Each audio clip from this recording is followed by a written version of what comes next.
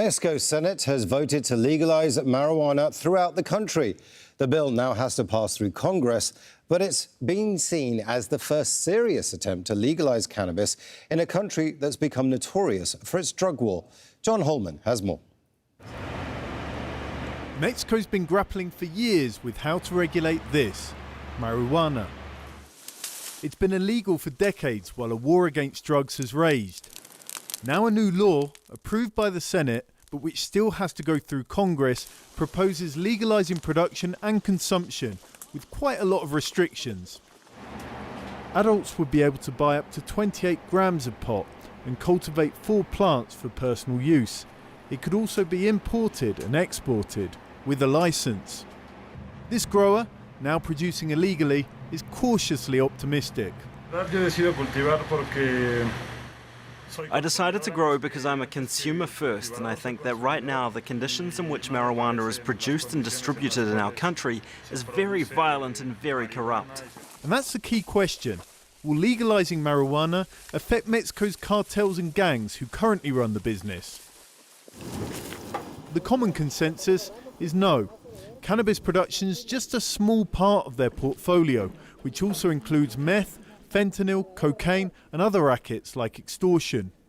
Have a look at this. These cannabis plants are actually being grown right in front of Mexico's Senate by marijuana activists who are trying to raise awareness of what's going on. And they have another big question, and it's this: will poorer communities in the rural hills of Mexico that currently grow their crop for the narcos now get the chance to go legal? And on paper, under this law, it seems like they will, because 40% of the licenses to grow marijuana in the first 5 years of legalization are reserved for them.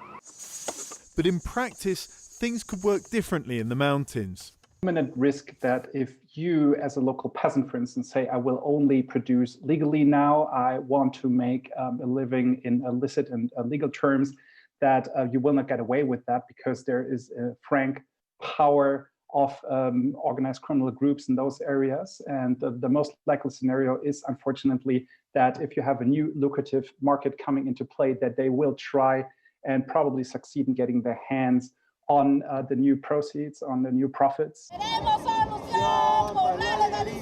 The fear of marijuana activists is that the law will actually only help international corporations get into the Mexican market and sell to richer, urban consumers, while elsewhere the street corner business continues as normal.